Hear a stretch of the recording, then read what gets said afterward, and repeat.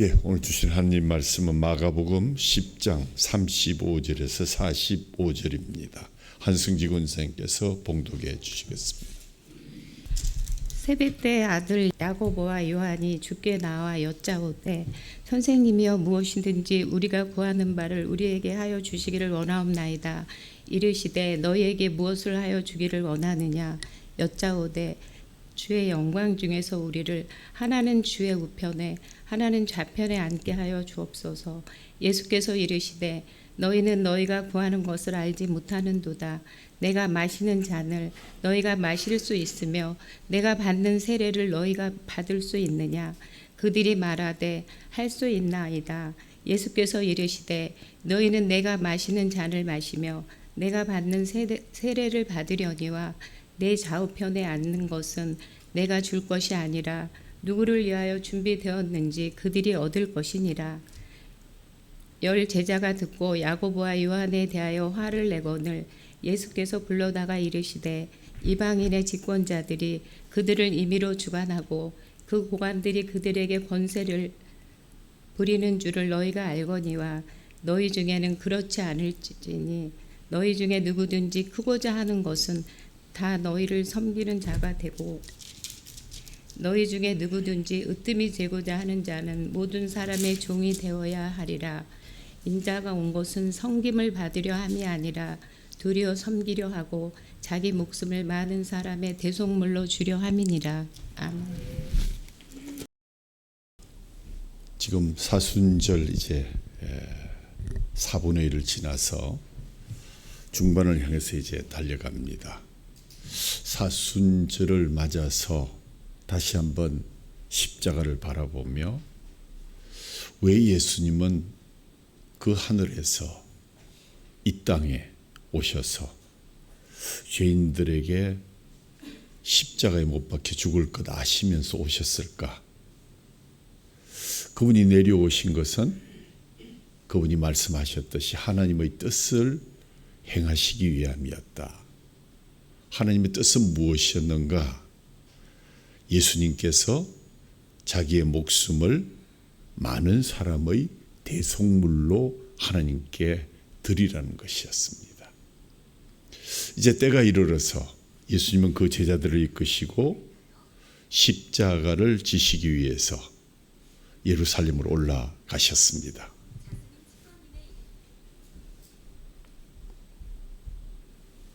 그동안 예수님은 세 번에 걸쳐서 자신이 예루살렘에서 당한 일, 곧 자신의 십자가와 부활을 제자들에게 가르쳐 오셨습니다.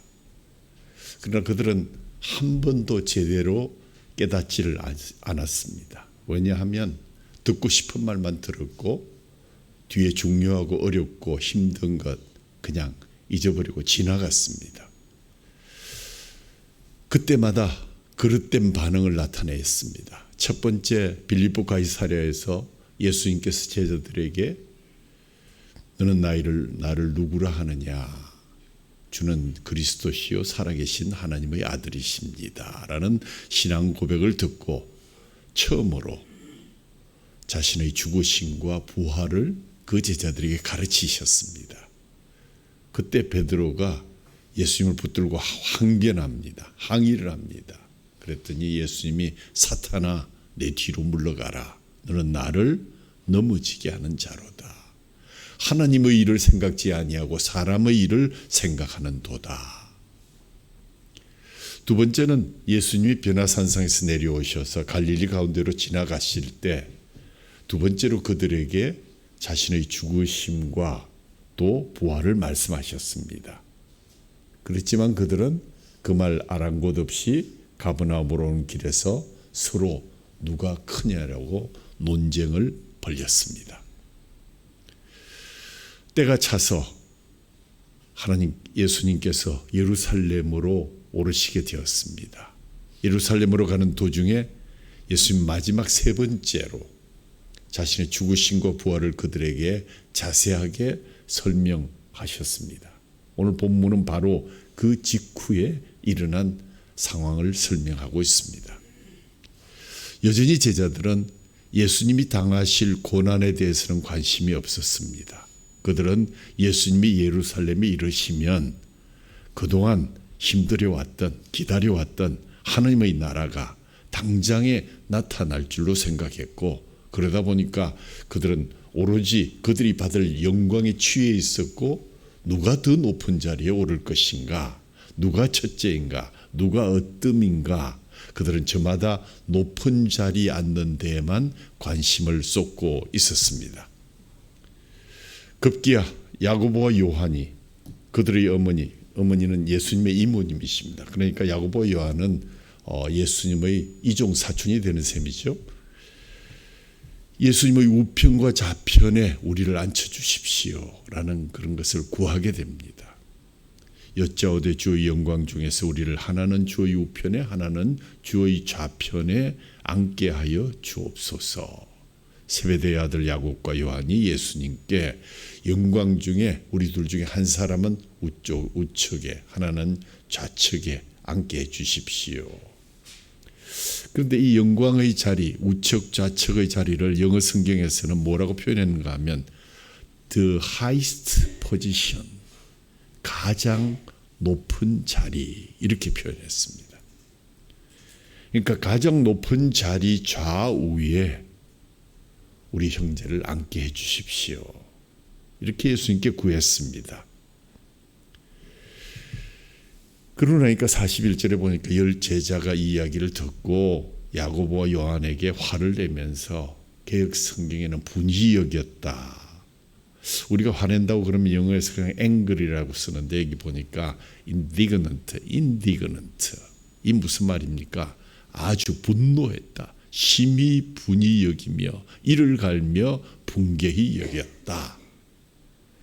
두 제자가 최고의 자리를 구하는 것 때문에 다른 열 제자가 지금 부글부글 끓게 된 것입니다. 똑같은 사람들이죠.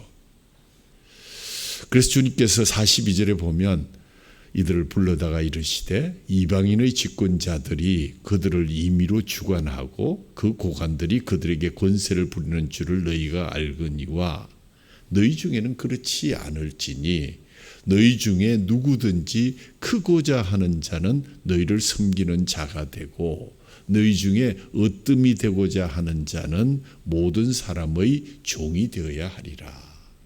그러면서 결론에 45절에 인자가 온 것은 섬김을 받으려 함이 아니라 도리어 섬기려 하고 자기 목숨을 많은 사람의 대속물로 주려 함이니라 라고 선언하셨습니다. 이 말은 나는 누구에게 높임이나 섬김을 받기 온 것이 아니라 나는 섬기는 주체로서 이 땅에 왔고 그 섬김은 마침내 내 자신의 목숨을 바쳐서 많은 사람의 대속물로 오게 된 것이라고 선언한 것입니다. 모든 제자들의 자리 다툼에 대한 그 분노에 대한 하나님의 예수님의 정확한 답이었습니다. 오늘날 우리들도 어느 줄에 서야 할지 눈치 보며 자리 다툼하고 있는 우리에게 예수님은 말씀하십니다. 우리 모두도 섬겨야 된다. 더 나아가서 필요하다면 여러분도 대속물이 되어야 된다 하는 것이 오늘 예수님의 웅변입니다.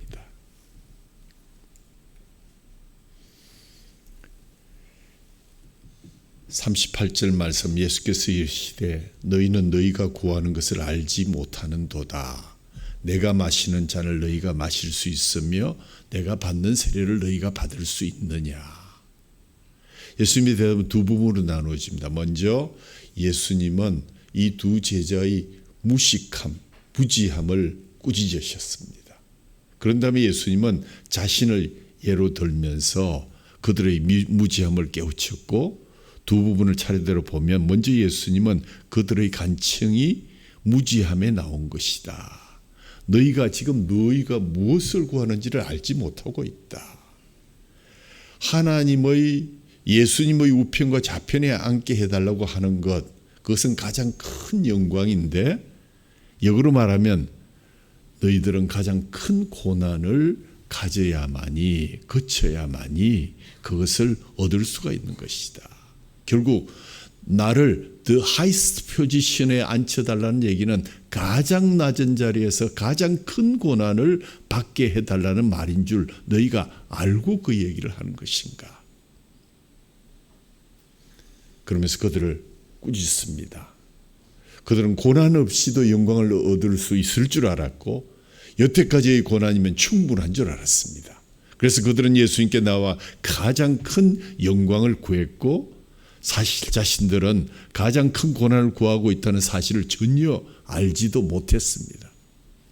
예수님은 그들의 무지를 깨우치기 위해서 자신이 마실 잔과 자신이 받으실 세례에 대해서 말씀했습니다. 말하자면 예수님은 자신을 예로 들면서 내가 마시는 잔을 너희들이 마실 수 있겠느냐? 내가 받는 세례를 너희들도 받을 수 있겠느냐? 라고 반문하십니다. 여기서 우리가 참 안타깝게 생각하는 것, 예수님은 지금 3번 걸쳐서 내가 예루살렘에 가서 능욕을 당하고 고통을 당하고 부끄러움을 당하고 채찍을 맞고 죽임을 당하게 될 것이다. 십자가의 길을 말씀하고 있는데도 불구하고 제자들은 무엇인가 개인적인 자리를 생각하고 있다. 그것도 높은 자리, 남보다는 높아야 된다고 생각하는 더 높은 자리, 아니 the highest, 가장 높은 자리를 지금 원하고 있다는 것입니다. 그리고 아직까지도 그들은 주님 말씀을 깨닫지 못하고 주님의 가르침에 요즘 우리말로 표현하면 은혜를 받지 못하고 그냥 자기 생각만을 하고 있는 것입니다. 건성건성 따라가면서 이 무리에 끼어 있으면 무언가 높은 자리에 앉을 수 있을 것이다. 도박하듯이 높은 자리만 바라고 그냥 그 뒤를 맹목적으로 따라가고 있는 이들이야말로 얼마나 슬픈 인간들일까. 결국은 세상적인 경쟁심에 사로잡혀 있다. 남들이 생각할 때, 내가 생각할 때 무엇인가 나은 자리, 높은 자리 있고 박수를 받고 좀 괜찮은 자리에서 편안한 생활을 보낸다면 이 개인적인 경쟁심, 내가 평소에 그렇게 홀대받고 있던 저 사람을 내 밑에 두고 내가 부릴 수 있다면, 그런 복수를 할 수 있다면 그것이 내가 마지막 소원이다. 예수님, 저를 그 높은 자리에 앉게 해 주십시오. 사실 오늘 이 설교의 제목을 제가 뭐라 했는가 하면 바디메오가 행복해 보이는 아침. 우리 오늘 본문 다음에 보면 소경 바디메오의 얘기가 나옵니다. 눈만 떠서 세상만 한번 볼 수 있으면 한이 없겠습니다. 주님 우리를 불쌍히 여기시고 제 눈을 뜨게 해주십시오. 참 바디메오가 정말 행복해 보이는 아침이다. 우리는 그 발 언저리에도 가지 못하는 더럽고 추악하고 오직 내 자리만 생각하고 주님이야 죽든 말든 the highest position이 내 생의 목적이다. 얼마나 불쌍한 인간인가. 얼마나 부끄러운 인생인가. 바디메오에게 매우 부끄럽고 미안하다는 멘트를 몇 번이나 날렸습니다. 다윗의 자손 예수여 저를 불쌍히 여기소서. 이 고백할 수 있으면 이보다 더 행복한 자리가 어디 있겠습니까? 근데 오늘 우리는 돌을 손에 쥐고 나보다 먼저 온 놈 누르고 까기도 하고 차기도 하고 어찌했든 내가 높아지려는 그 경쟁의 대열에서 지금 예수님은 십자가 지러 올라가시는데 바디메오 보기에 얼마나 부끄러웠을까. 그들은 너무 쉽게 생각했습니다. 예수님이 마시는 잔, 그냥 같이 마시면 될 거다. 예수님이 받는 세례, 대속의 죽음을 뜻하는 것이라 할지라도 높은 자리에 올라간다면 그거 못할 게 뭐 있는가. 결코 그들은 예수님이 마시는 잔 100분의 1도 마실 수 없고요. 예수님이 받으시는 그 대속의 세례를 받을 수 없습니다. 설령 그들이 생각했던 잔과 세례가 박해에서 오는 고난이라고 친다면 과연 그들의 자신들 장담대로 박해스러운 고난을 감당했습니까? 그렇지 못했습니다. 예수님이 사로잡혔을 때 다른 제자들과 마찬가지로 그들 역시 예수님 버리고 다 주랭랑 쳤던 그러한 인간들입니다. 얼마나 부끄럽습니까? 그러기 그들이 성급하고 경솔한 대답을 했더라도 예수님이 그들을 나무라지 않고 그들을 다시 불러 모아서 그래, 너희들이 정말 내가 마시는 잔을 마실 수 있고 또 세례를 받을 수 있다 치자. 그들이 무슨 뜻으로 예수님이 마시는 잔을 마시며 무슨 뜻으로 예수님이 받는 고난의 세례를 받을 수 있다고 말하는지 다 알고 계셨지만 그들의 생각을 받아들이심으로 그들이 당할 앞으로의 일을 그들에게 밝히 보여주셨습니다. 사도행전 12장 2절에 보면 헤로드 왕이 칼로 야고보를 죽였습니다. 이로 사도들 가운데 이 야고보가 가장 높은 자리에 앉겠다고 했던 야고보가 최초의 순교자가 되었습니다. 요한계시록에 나오는 요한은 밤모섬에서 예수님의 환난에 동참하면서 다가올 계시록을 우리에게 쓰면서 그 감옥과 같은 곳에서 그 마지막을 순교로 보냈습니다. 예수님의 말씀대로 그들은 예수님과 복음을 위해서 고난의 잔을 함께 마시게 되었습니다. 고난의 세례도 함께 받게 되었습니다. 물론 그들의 힘으로 받은 것 아닙니다. 성령님께서 그들에게 임하니까 그들이 모든 고난을 이겨낼 권능을 그들에게 주셨고 그들은 기꺼이 고난의 길을, 순교의 길을, 십자가의 길을, 그 길을 걸어갈 수 있었던 것입니다.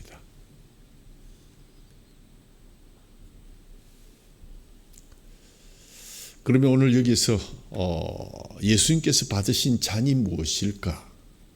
사실 성경에 보면 잔은 많은 비유로 쓰이지만 비교적 한편으로는 은혜의 잔이다. 예를 들면 시편 23편 5절에 때로는 잔이 하나님의 은총을 뜻합니다. 또 시편 75편 8절에 보면 잔이 하나님의 진노의 잔으로 변하기도 합니다. 예수님 마시는 잔은 어느 편이었겠습니까? 마가복음 14장 36절 말씀처럼 예수님 마셔야 할 잔은 모든 죄인들에게 내려질 하나님의 진노가 가득 찬 잔이었습니다.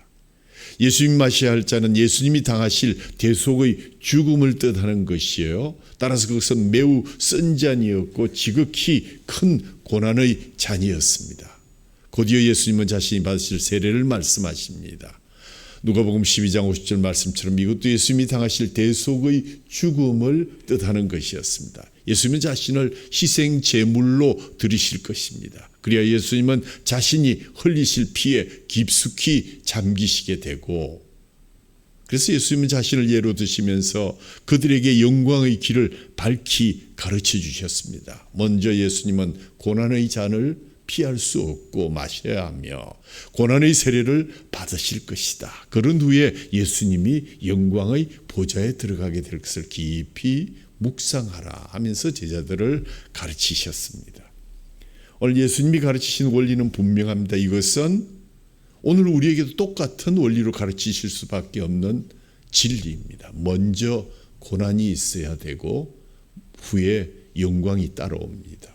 먼저 십자가가 있어야 되고 그 후에 부활이 올 수가 있습니다. 죽어야만 다시 살 수 있습니다. 죽지 않고 나는 살았다, 나는 다시 살 수 있다고 얘기하는 것은 사기입니다. 이제 나는 고난의 자선을 마시며 나는 이제 고난의 세례를 받을 것이다. 그런 후에 나는 영광의 보좌에 앉게 될 것이다. 너희가 내 보좌의 우편과 좌편에 앉으려면 너희도 나처럼 고난의 잔을 마시며 고난의 세례를 받고 내가 그것을 정하는 것이 아니라 그것은 하늘에 계신 아버지께서 정하실 것이다. 그래도 너희가 그렇게 할 수 있겠느냐? 라고 물으십니다. 당시에 예수님의 제자들은 예수님이 고난을 당하시는 것이나 자신의 고난을 당하는 것을 원치 않았습니다. 그래서 베드로가 정말 예수님을 항변하고 붙들면서 주여 그리마옵소서라고 말했는데 실질적인 어투는 그렇게 되겠느냐, 그냥 달려들듯이 말도 안 되는 소리다. 야고보와 요한도 자기들이 얻을 영광만을 바랬고 우리도 어떻습니까? 내가 마시는 잔을 너희가 마실 수 있으며 내가 받는 고난의 세례 여러분도 마실 수 있고 받을 수 있겠느냐? 뭐라고 대답하시겠습니까? 고난을 당하는 만큼 받게 될 영광은 커지게 되고, 그러나 당하는 고난이 없다면 받을 영광도 없습니다. 그러나 누가 1등이고 누가 더 하이스트 포지션에 가는 것은 하나님께서 정하실 일입니다. 그것 우리의 관심이 될 수가 없는 것입니다. 그렇다면 주님께서 받으신 구체적인 고난의 잔은 무엇일까? 우리가 다 알다시피 마태복음 26장 42절에 내 아버지여 만일 내가 마시지 않고는 이 잔이 내게서 지나갈 수 없거든 아버지의 원대로 되기를 원합니다. 이 말씀은 예수님께서 십자가를 지시기 전날 겟세마네 동산에서 기도하신 내용의 일부분입니다. 여기서 예수님께서 마셔야 하는 잔이란 바로 십자가의 고난의 잔을 말씀하신 것입니다. 그런데 이 십자가의 고난은 하나님께서 예수님께 내리신 잔입니다. 마치 왕이 내린 사약을 죄인이 받듯이 하나님께서 내리신 고난의 잔을 예수님께서 받으셨다.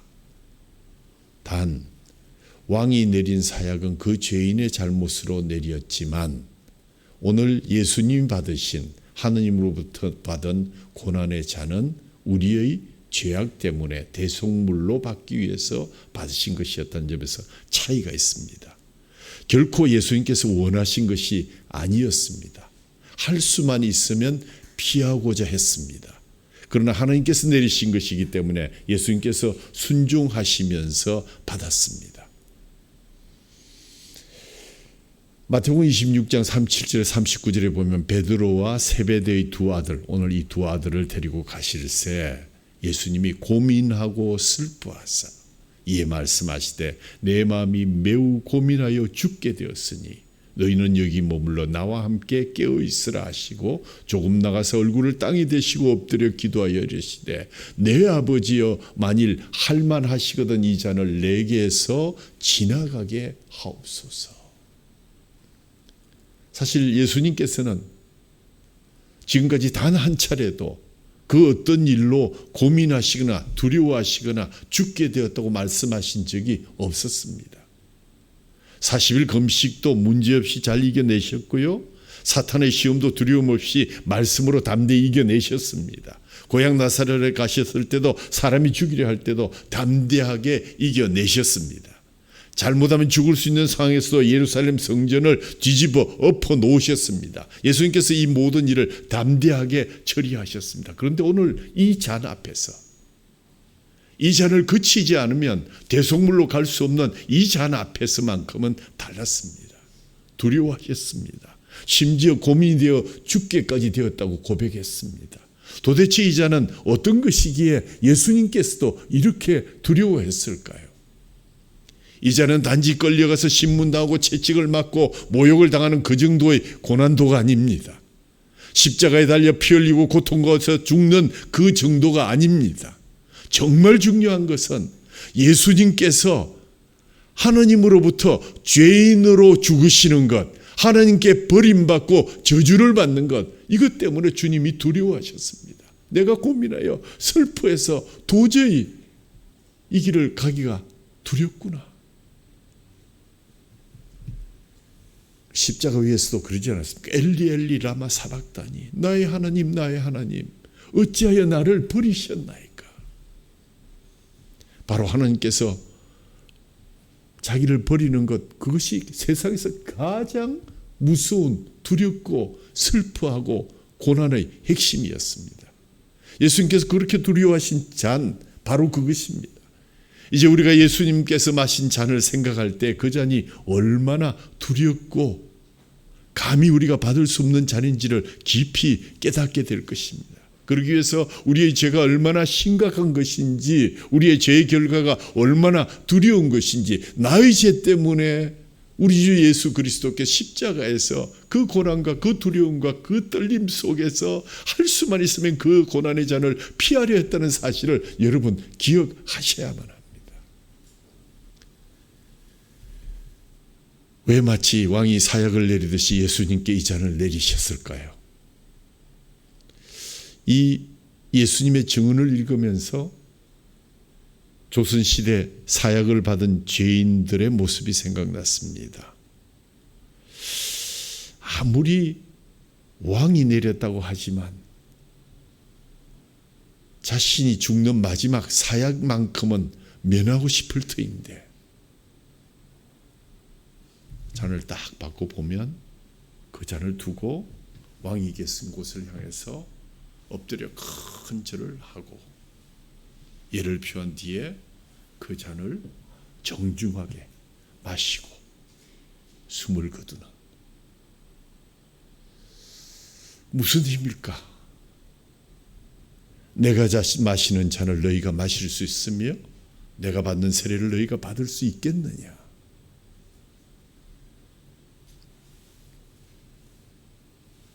그 결론은 인자가 온 것은 섬김을 받으려 함이 아니라 도리어 섬기려 하고 자기 목숨을 많은 사람의 대속물로 주려 함이니라. 예수님께서 십자가에 달려 죽으신 죽음, 그 피할 수 없는 고난의 잔은 대속물, 우리를 대신하여 죽는 대속물로서의 죽으심이라는 것입니다. 그러니까 하나님께서 예수님께 잔을 내리신 것은 예수님을 대속물로 내어주시기 위해서라는 것입니다. 이때 예수님은 자신을 가리켜서 뭐라고 하신 줄 아십니까? 인자라고 그랬습니다. 예수님은 자신을 가르칠 때 인자라는 칭호를 자주 사용하셨는데 신약에 인자라는 단어가 한 80번 정도 등장합니다. 본데 인자란 다니엘서에 나온 것 같이 메시아적인 칭호입니다. 예수님 곧 메시아요 그리스도이시다. 메시아는 히브리어이고 그리스도는 헬라어입니다. 둘 다 똑같은 뜻입니다. 그 뜻은 기름 부음을 받은 자다. 구약시대 이스라엘에서는 왕을 세울 때 그 몸에 기름을 부었습니다. 그러니까 예수님은 하나님께로부터 기름 부음을 받으시고 왕으로 이 세상에 오신 분입니다. 예수님은 유대인의 왕이실 뿐만 아니라 만왕의 왕이십니다. 따라서 예수님은 만백성의 섬김을 받으셔야 마땅했습니다. 그러나 예수님은 이방인의 집권자들처럼 그들을 임의로 주관하지도 아니하셨고 권세를 부린 적 한 번도 없으셨습니다. 예수님은 섬김을 받으려고 오신 것이 아니라 도리어 섬기려고 오셨기 때문입니다. 그러나 그 섬김은 어디에서 극치를 이룬 것인가? 우리를 위한 대속물로 드려지는 마지막 섬김의 극치를 우리에게 보여주신 것입니다. 디모데전서 2장 6절에 보면 그가 모든 사람을 위하여 자기를 대속물로 주셨으니 기약이 이르러 주신 증거니라. 갈라디아서 1장 4절에 보면 그리스도께서 하나님 곧 우리 아버지의 뜻을 따라 이 악한 세대에서 우리를 건지시려고 우리의 죄를 대속하기 위하여 자기의 몸을 주셨느니라. 베드로전서 2장 24절 친히 나무에 달려 그 몸으로 우리의 죄를 담당하셨으니 이는 우리를 죄에 대하여 죽고 의에 대하여 살게 하려 하심이라. 한마디로 예수님은 저와 여러분의 죄를 사하시기 위한 대속물이 되는 마지막 섬김의 극치를 보이시기 위해서 이 땅에 오셨습니다. 하나님께서는 예수님께 우리 인간의 죄를 구원하시기 위한 인간의 대속의 잔을 내리셨고 그는 마치 사약을 받은 죄인이 하나님의 왕의 뜻을 따라 그 잔을 받았던 것처럼 겟세마네 동산에서 이 대속의 잔을 받으시고 그 십자가 위에서 그 잔을 마신 것이십니다. 무슨 긴 설교가 필요하겠습니까? 늘 우리가 사순절 고난절이 되면 읽는 성경 말씀 이사야서 53장 4절에서 6절 말씀 여러분 눈을 감고 경청하시기 바랍니다. 그는 실로 우리의 질고를 지고 우리의 슬픔을 당하였거늘 우리는 생각하기를 그는 징벌을 받아 하나님께 맞으며 고난을 당한다 하였노라. 그가 찔림은 우리의 허물 때문이요 그가 상함은 우리의 죄악 때문이라. 그가 징계를 받음으로 우리는 평화를 누리고 그가 채찍에 맞음으로 우리는 나음을 받았도다. 우리는 다 양 같아서 그릇 행하여 각기 제 길로 갔거늘 여호와께서는 우리 모두의 죄악을 그에게 담당시키셨도다. 아멘.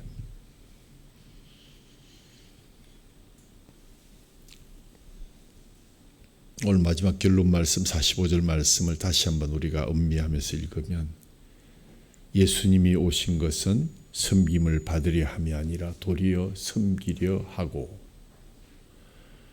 자기의 목숨을 많은 사람의 대속물로 주려 함이니라. 이 말씀은 그리스도를 따르는 사람, 그리스도를 믿는 사람 또는 제자라고 표현되는 우리들에게 있어서 진정한 삶의 목표, 진정한 하나님의 뜻, 진정한 제자의 삶이 무엇인가를 깨우쳐 주는 것입니다. 우리의 삶의 진정한 목적과 동기는 바로 오늘 나오는 한 글자, 한 단어, 섬김. 섬김. 많이 지나쳤습니다. 형제를 섬겨라. 좀 이렇게 인사 잘해라는 뜻인가 보다. 섬겨라. 그냥 이렇게 절 잘하고 또 대항하지 않고 말 잘 들으면 되는 것이다. 그런데 예수님 말씀하셨습니다. 내가 온 것은 절대로 1도 섬김을 받는 것이 아니다. 절대로 대접받는 것 아니다. 대접하는 것이요 섬기는 그것 자체이다. 그런데도 우리는 우리를 어떻게 대접해 줄까? 어떻게 하면 좀 더 대접을 잘 받을까? 거기에 온갖 신경을 집중시키고 있습니다. 그 다음에 더 중요한 것은 어떤 방법으로 섬길 것인가? 우리가 섬긴다 하면 돈 몇 푼 내고 헌금 몇 번 하고 한두 시간 가서 땀 좀 흘리고 사진 찍고 오면 봉사다, 섬겼다. 근데 주님 뭐라 그러십니까? 내가 너희들을 위해서 내 목숨을 내어 놓겠다. 대속물로 주겠다. 내 목숨이 대신 값을 치루어서 여러분이 해방되고 여러분이 살아나는 그 일에 내가 마지막 나의 섬김을 다할 것이다. 참으로 놀라운 일입니다. 대신 값을 치루시겠답니다.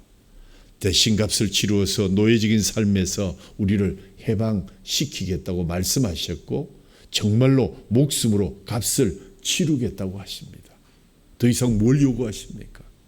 예수님이 가지신 무슨 나머지 재산이 필요하십니까?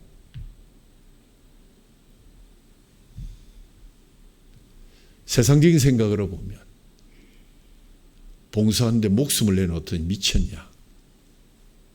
얼마나 어리석은 일입니까? 세상 사람 손가락처럼 놀고 있네. 그럼 우리는 오늘 이 말씀 속에서 예수님이 왜 오셨는가를 분명히 가슴에 새겨야 합니다. 예수님이 왜 오셨는가 분명해지고 저와 여러분이 왜 여기에 있는가, 왜 우리에게 사순절기가 왔고 고통의 기간이 우리에게 주어지며 우리는 왜 때로 금식하며 기도하며 우리의 십자가를 지고 나를 부인하고 나를 죽이고 내 안에 살아계신 주님을 따라 걸어가야 되는가? 내가 너희를 섬기러 왔다. 다 줄 수 있다. 내 목숨까지 바쳐서 많은 사람들 살리고자 한다. 그 안에 여러분과 저의 삶도 목숨도 들어있는 줄을 믿으시기 바랍니다. 내가 왜 여기에 있는가? 섬기기 위해서 있다. 섬긴다는 말, 발을 씻어주는 것이요, 대접하는 것이요, 가르치는 것이요, 고치는 것이요, 절하는 것이요. 그러나 이 섬김의 마지막은 죄인을 위해서 죽는 것이다. 아니, 죄인을 살리는 것이다. 죄인을 위해서 주는 것이다. 바울은 이렇게 고백합니다. 의인을 위하여 혹 죽는 사람이 있거니와 누가 죄인을 위하여 죽겠느냐. 그러나 나는 죄인들 너희를 위해서, 너희를 섬기기 위해서 이 땅에 왔노라.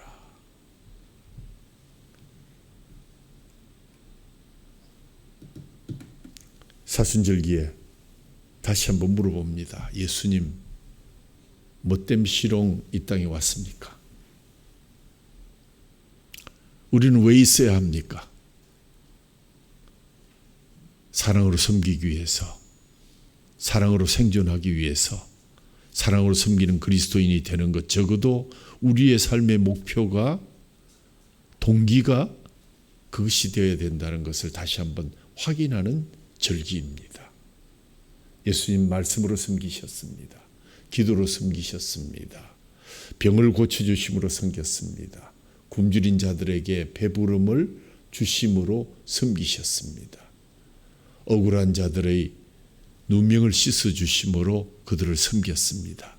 심지어 제자들의 발을 씻어주심으로 섬기셨습니다. 그러나 그것은 지극히 적은 것이었습니다.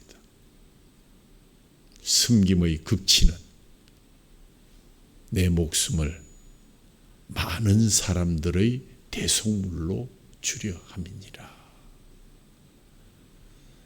예수님은 자신의 목숨을 많은 사람의 대속물로 주셨는데 그것이 최고의 섬김이요, 이것이 최대의 섬김이었다 하는 것이 오늘 설교의 요점입니다. 어떤 강요에 의해서 자기 목숨을 주신 것 아니라 선한 목자이신 예수님은 양들을 위해서 기꺼이 자기 목숨을 버리셨다. 물론 그 과정에 하나님이 나를 죄인으로 삼으셔서 나에게 고난의 자리를 내려주신 것은 정말 슬프고 고민되고 어려운 일, 참을 수 없는 그러한 희생이지만, 그러나 많은 사람들을 대속물로 주는 것이 하나님의 뜻이기에 그 뜻을 위해서 내 목숨을 버리노라. 예수님의 죽으심이 이 정도면 우리의 섬김의 본이 되어야 되지 않겠습니까? 예수님의 죽으심은 우리의 대속을 위한 것이었는데 예수님의 십자가에 달려 돌아가심으로 그를 믿고 따르는 수많은 사람들의 대속물이 되었는데 이제 우리가 살아서 무엇하려 하십니까?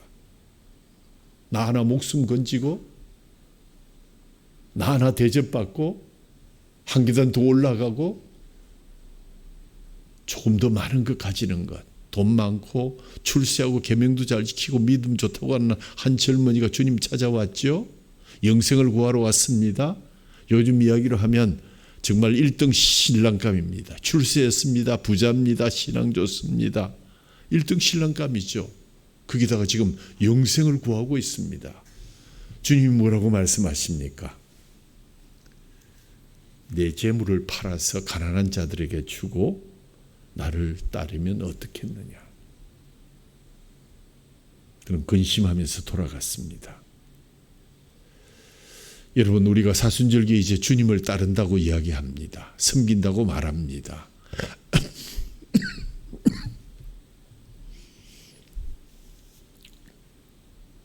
하나님 나라에 간다고, 천국 백성이라고, 영생을 이미 얻었다고,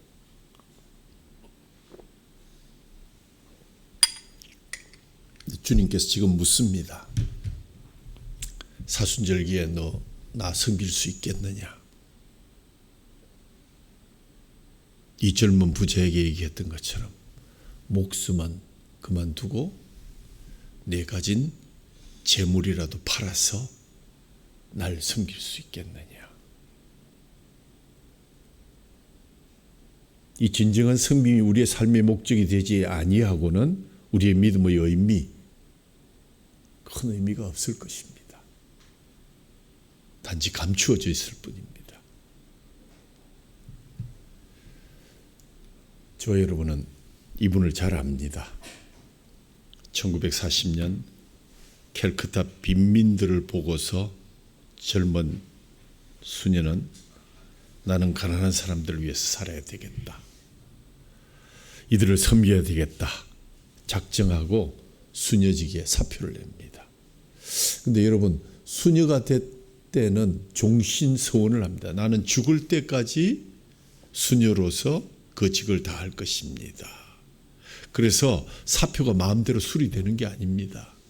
종신서원을 그만두려면 교황청의 허락이 있어야만 됩니다. 일종의 파괴하는 것이죠.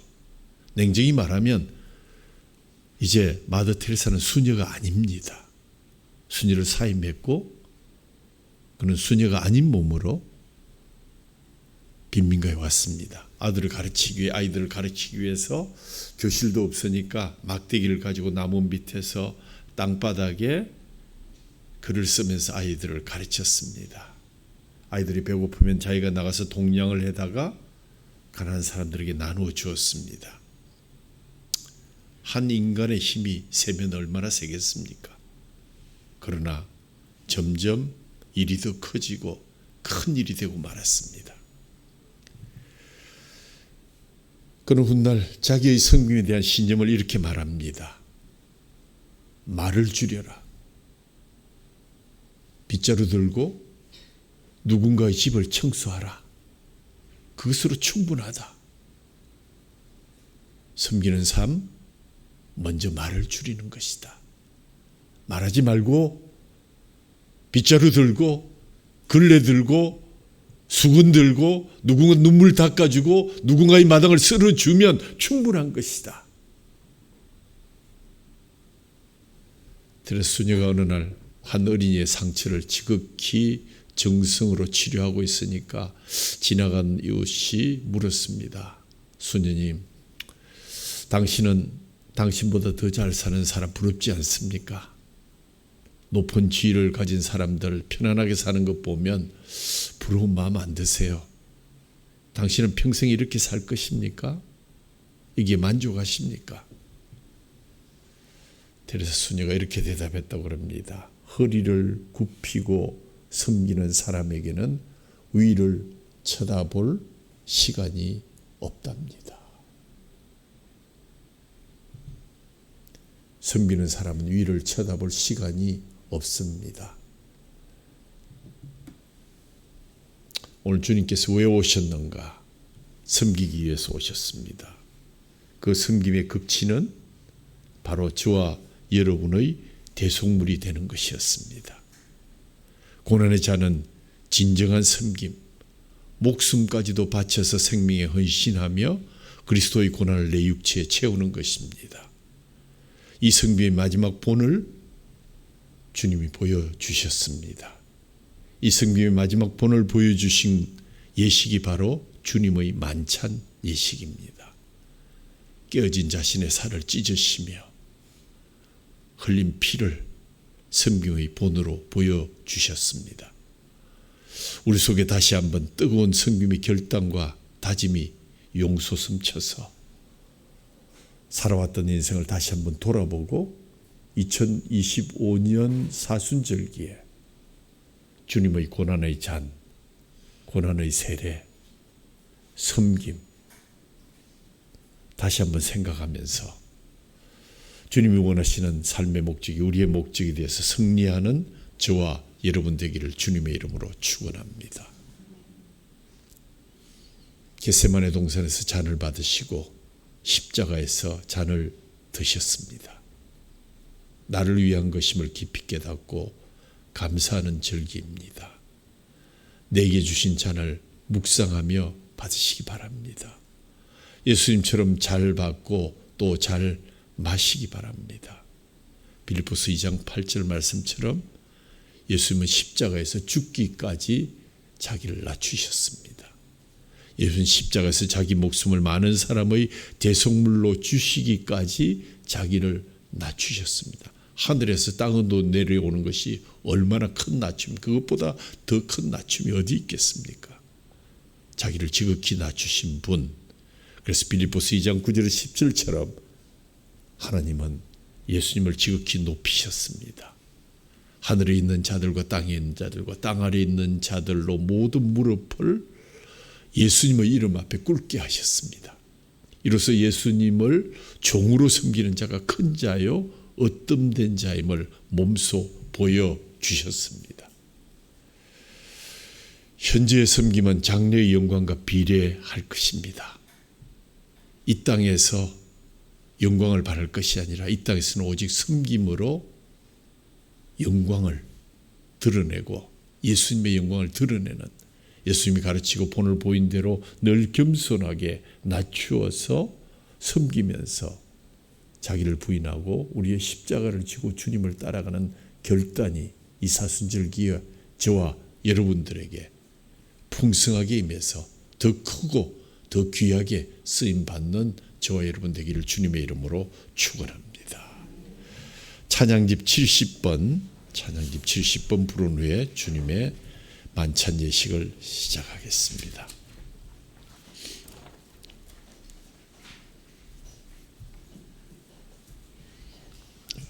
섬김을 우리 다짐하면서 오른손을 들고 같이 찬양하겠습니다.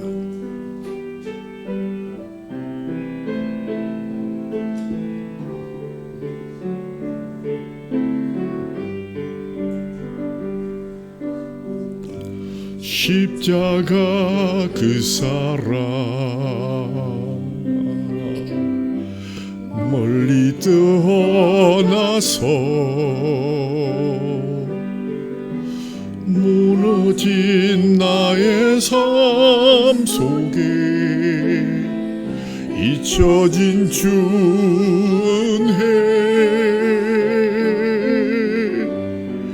같은 내 마음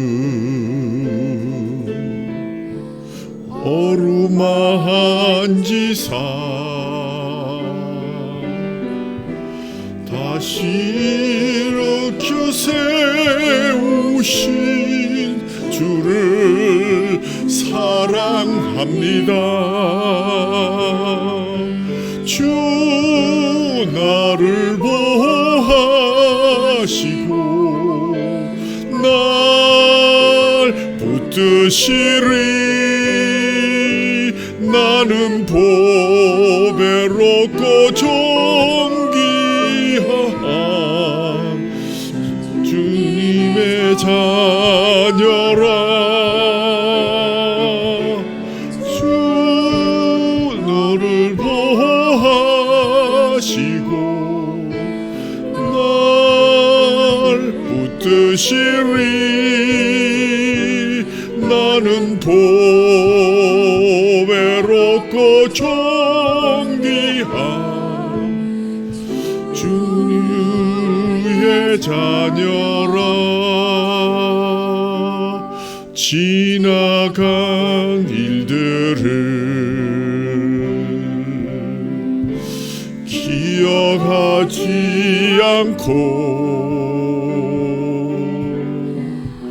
이전에 행한 모든 일 생각하느니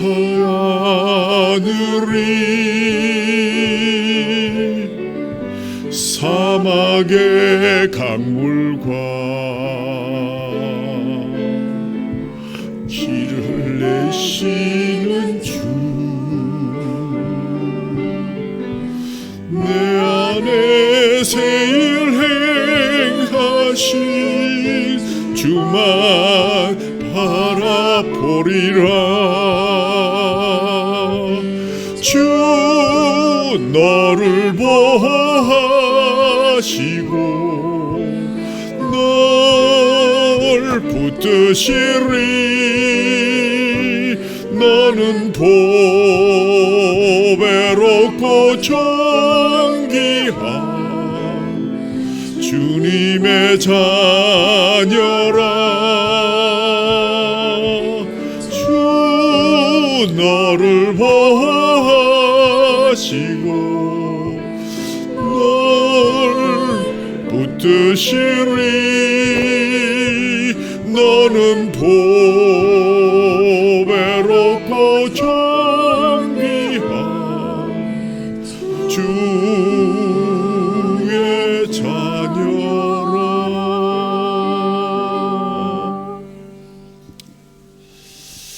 하나님 아버지 감사합니다. 십자가에 죽기까지 자기를 낮추시고 자기 목숨을 많은 사람의 대속물로 주시기까지 자기를 낮추셔서 우리의 죄를 대속하신 주님의 은혜를 다시 한번 기억하며 그 하나님께서 예수님을 지극히 높이셔서 오늘 이렇게 우리가 모여 주님을 찬양하고 무릎을 꿇고 주님을 종으로 섬기는 자가 되었습니다. 부끄러움 없는 진실한 섬김의 종이 되게 하여 주옵소서. 세상 것에 휘둘려서 좌나우로 치우치는 어리석은 자 한 사람도 없도록 주께서 역사하시고 오직 주만 따라가는 이것이 우리에게 주신 큰 복이고 오늘의 섬김이 장래의 영광임을 다시 한번 기억하는 백성들이 되게 하여 주옵소서. 섬김의 징표로 우리에게 주신 주님의 깨어진 살과 흘리신 그 피를 저희들이 다시 받고 먹고 마십니다. 내 살을 먹고 내 피를 마시는 자는 영생을 가졌고 마지막 날에 내가 그를 다시 살린다고 말씀하셨습니다. 하나님, 하늘에서 내려온 떡, 조상들이 먹고도 죽은 그것과 같지 아니한 이 떡을 먹는 자는 영원히 살리라 하셨습니다. 섬기는 종으로 이 떡 받게 하시고 섬기는 종으로 이 잔을 마시게 하옵소서. 우리 주 예수 그리스도 이름으로 감사하며 기도하옵나이다. 아멘.